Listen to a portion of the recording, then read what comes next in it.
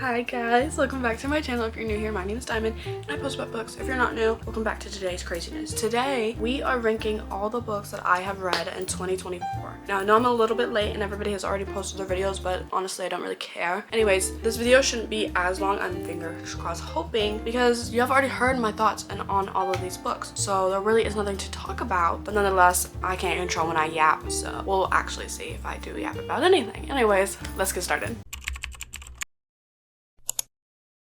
First, let's go over the tiers that we have. Inject this into my veins, please. This is like God tier. It's so good. I need it with me at all times. I think about this book constantly. Ate this up, but not God tier. This is like, it was super good. I wouldn't really like need it with me at all times. Do I think about it all the time? Yes, but I don't physically need it in my veins, you know? Then we have I'd recommend, but haven't thought about since. This is like, you were to ask me for some type of book and I'd be like, oh, you may like this one, but it wasn't one of my personal faves, so I'm not thinking about it 24/7 as I am like the top two. Then we have don't remember reading this. There's some books in here that I'm looking at now and I'm just like, when did I read those? Then we have should have DNF'd. This is a book that I wish I would have DNF'd. I don't know why I kept reading. I should have just gone with my initial thought and DNF'd the book, but I physically cannot DNF a book. I like hate myself whenever I do. So let's get on with this. First one we have is Cruel Prince.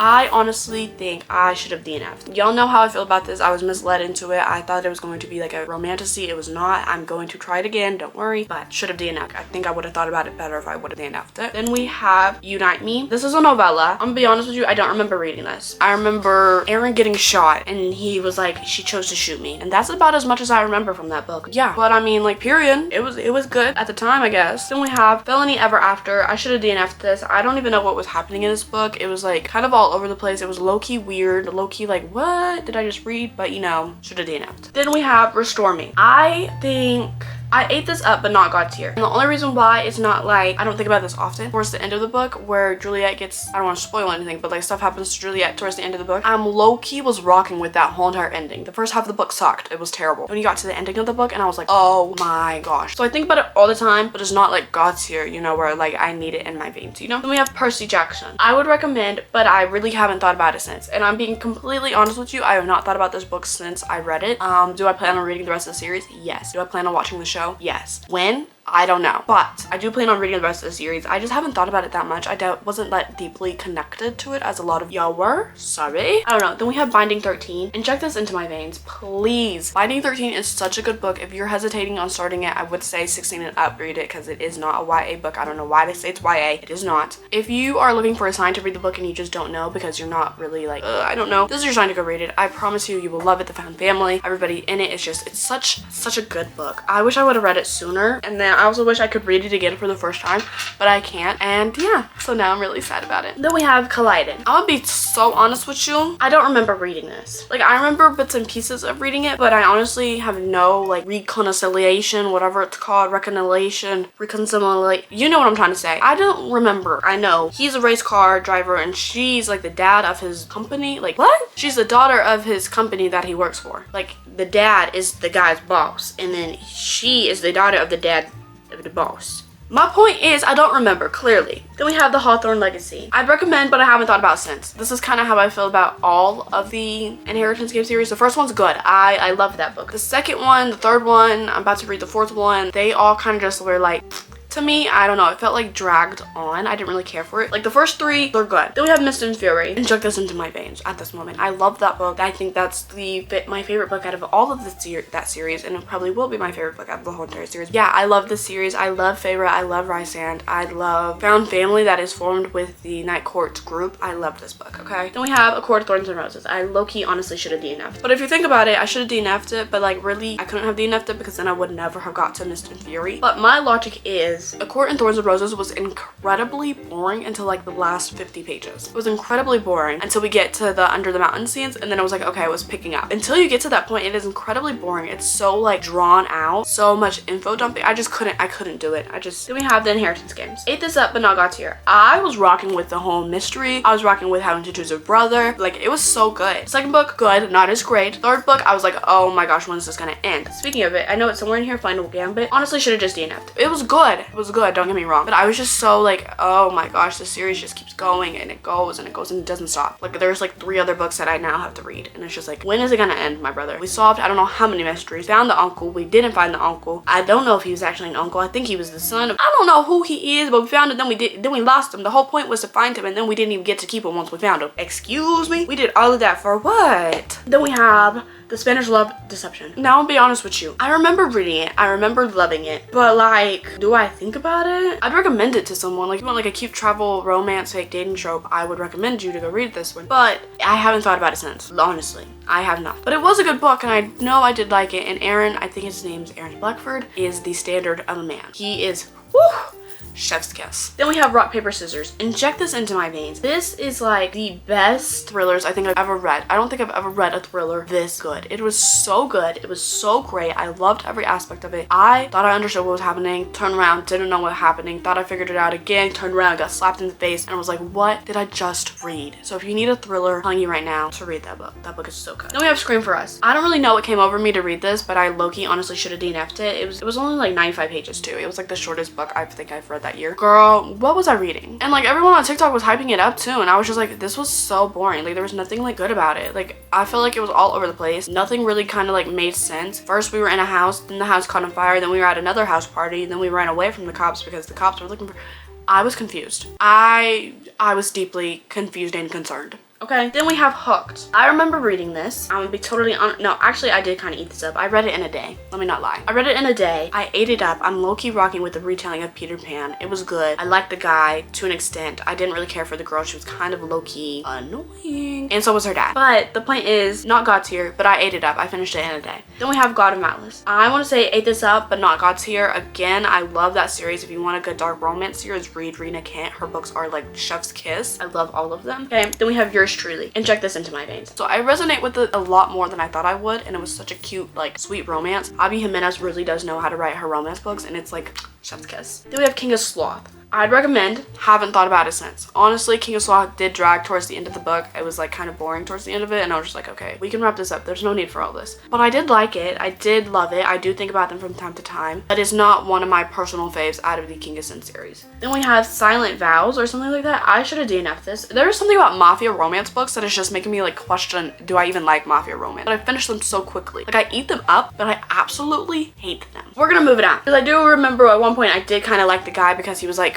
you know, people left and right for his girlfriend at the time, or like wife, I guess, because it was an arranged marriage. So I was low-key rocking with that part, but the rest of the book I was just like, what am I actually reading right now? Then we have King of Pride. I would recommend, again, haven't thought about this since. Do I love it? Yes. Was it a good book? Yes. Is it my favorite King of Sin series? No. Do I think about them time to time? Yes. More than I think about King of Sloth, but not one of my personal favorites. We have Keeping 13. I'm gonna say Inject This Into My Veins. Again, Boys of Tommen series. I love this series so far. This one I think is low-key kind of better than Binding 13. It was super good. I loved it. Loved the whole book. You may be like, Diamond, 600 pages is a lot to read. Actually, I think it's like almost 1,000. No, I need more. I picked up the book and I was like, oh my gosh, what could you possibly have to say for this many pages? And then after I finished, I was like, oh, I need more. Why did it end right there? Yeah, I was sad. Then we have Pumpkin Spice and Not So Nice. Low-key, honestly, should have just DNF'd it. I don't really know what was going on. I don't remember anything that happened in this book. I just know that the main girl was low-key kind of annoying. I know I did read it during like a 24-hour read-a-thon or something. That day was kind of a blur. Then we have God of Pain. I love this book. Inject This Into My Veins. I'm pretty sure that one is the one with Landon in it, and he is hilarious. He's like so funny. It's actually kind of like crazy how like he's like a psycho, but he's hilarious. Anyways, I love that book. I love the fact that he learned sign language for her because she didn't speak, and he learned sign language. I thought that was like literally just good. Where's God of Wrath in here? God of Wrath would also have gone up there, but God of Wrath isn't in here, so I don't understand why it's not in there. Anyways, next we have Powerless. I ate this up, but it's not God tier. I finished this book I think in about 2-3 days. I love the book. I love the series. You can't really go wrong with a Hunger Games like book. The romance in it was so good. The banter was so good. Next we have Iron Flame. Honestly, I should have DNF'd. I need to go back and read because Iron Flame comes out in like 2 weeks from now, I do need to go back and read the whole entire series. Is that gonna happen? No. Am I gonna watch someone explain the videos? Yes. This book absolutely dragged. There was so much info dumping, so much happening but not happening at the same time. Xaden and Violet just kept fighting over the most dumbest reasons. Like, girl, if you want to ask questions, why don't you just go ahead and ask him and stop being mad at him? Xaden, you just need to answer the question straight up and tell her. Next we have the Pumpkin Spice Cafe. I'd recommend, haven't thought about since. This was a good book, a cute like autumn fallish book. Loved it. I necessarily don't care for the fact that like the guy towards the end of the book, he was kind of annoying and kind of like a jerk towards the end of the book, and I was just like, what the? And then she took him back like it was nothing. And they've only known each other for like a month, so it's kind of like instant love, and I was like, ugh. Then we have The Beast. Again, this is another mafia romance. I should have DNF'd it. It was low-key weird. It was like a nanny romance, mafia romance. The guy was weird. She was weird. The whole entire setting was weird. I ate it up though. I ate it up in like a day or two, but the whole entire setting of it was weird. Actually, God of Pain, I don't think that's the right one. I think God of Ruin has to do with Landon. God of Ruin needs to be up here. Okay, hold on. God of Ruin has to do with Landon. So everything I said about God of Pain, we take back. We're just gonna put this down in ate this up, but not God's here. I liked Carrington. He was cool. He was good. I got them mixed up. I need help. Next we have Poking Around. Now, I honestly should have DNF'd this. Actually, no, because I kind of enjoyed it. It was kind of like all over the place. It's like a why choose romance. Actually, it's not a why choose romance. I think it's like a reverse harem. I don't really know what it is, okay? Just know that it was all over the place. You have to be like 18 or older to read that book. But it was crazy. It was like, what was going on? But I do remember it, but like I ate it up, so I can't really like hate it. But I wouldn't recommend it to anybody either, so it's kind of like just there. Then we have Out on a Limb. I low-key ate this book up. I would say ate it up, but not God's here. This is a pregnancy trope done right. If you would like a pregnancy trope book that is done correctly, I say Out on a Limb. They did it perfectly. It was adorable. I loved it, and I have no bad thoughts to say about it. Then we have Night Shift. I absolutely hated this book, and I honestly don't remember. So should have DNF'd, but I don't remember, so it's like lower than both of those settings that we have right there. All I know is that she thought she was Miss Perfect because she read books and she understood everything, but really she didn't, and she was annoying, and the guy was low-key annoying for sticking around and taking her back so easily. If I remember correctly, that is what happened, and I wasn't rocking with that. I feel like when someone screws you over or messes up, you should like at least make them work for it, and he didn't. He just let her have it back, and I was just like, what? Anyways, then we have Wild Love. Ate this up, not my favorite though. Actually, nah. Ate it up, not my favorite.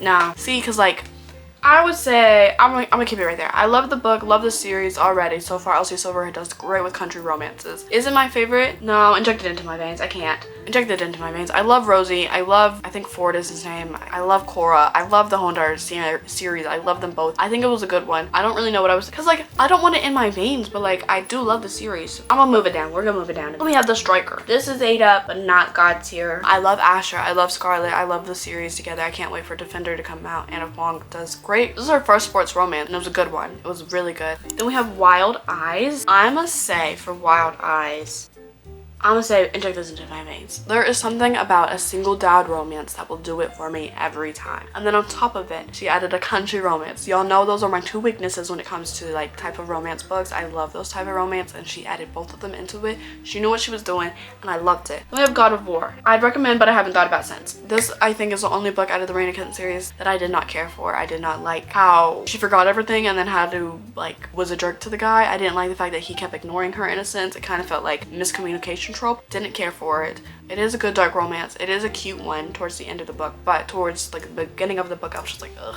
Little Stranger. I would say I ate this up but not got to here. And I'm now thinking about it, and after I've reread this book after I read it. I remember me saying that I didn't like it because it had to do with like her stepbrother, who was not really like her brother, but like a brother but not really a brother, and it made me think of my adoption and having to do with my brother. And then I kind of thought about it, and then I was like, wait, it has nothing to do with me? Okay, first of all, like nothing to do with me. Anyways, my point is that I low-key kind of liked it. I don't know if that says anything about me. Don't really care if it does say anything about me, but I did like the dark romance of the aspect. Did I really care that he was her brother? That part was a part, but I was just like, ooh. That's the only part that I don't like. Then we have Play Along. Good, ate this up. I do remember. Now, if you were to ask me names, again, can't tell you. I'm terrible at naming people. I do remember this book. I do know that I liked it. It is a fake dating romance book trope. It is good. I think it has to follow like Theo or something. Rio? I don't know. Told you. Don't ask me names. I did like it. Fake dating, good trope. Then we have It Starts With Us.